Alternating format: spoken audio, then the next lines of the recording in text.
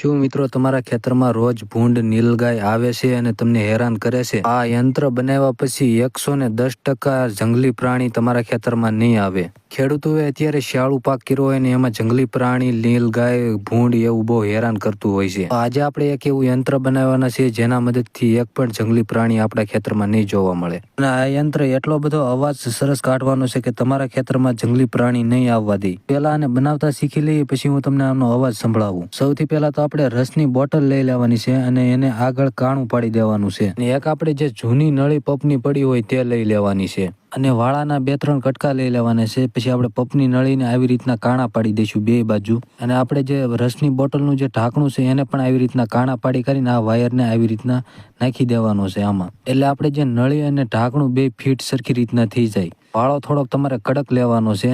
પછી આપણે એક તણી લઈ લેવાની છે અને બોટલને આવી રીતના આપણે પંખા કરી નાખશું. તો આપણે આ બોટલને 6-7 પાંખડા બનાવ્યા છે તો તમારે પણ 6 પાંખડા જેવું બનાવી લેવાનું છે. પાંખડાને આવી રીતના સરખી રીતના વાળી લેવાના છે એટલે આપણે જે પવન આવે એ પવન ભરાઈને આપણે આ પંખો ફરવા મળે. એ પાછી આવી આપણે એક ખાલી બોટલ લઈ લઈશું અને એને પણ વસાડ આવું કાણું પાડી દેવાનું છે. આ ભૂંગળી આવી રીતની સરખી રીતે આવી જાય એવી રીતનું સરખું કાણું આપણે પાડી લેવાનું છે. અને પછી પકડના મદદથી આપણે પાછળથી ભૂંગળીનું સાઈડ એ બેસાડી દેવાનું છે. પછી આપણે આ બોટલમાં આવી રીતના નાખી દેવાની છે.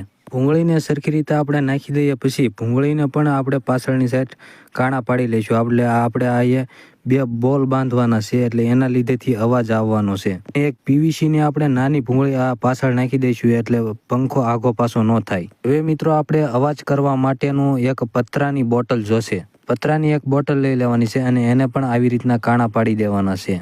કાણા પાડ્યા પછી એને પણ વાળાના મદદથી આપણે સરખી રીતનું બાંધી લેવાની છે.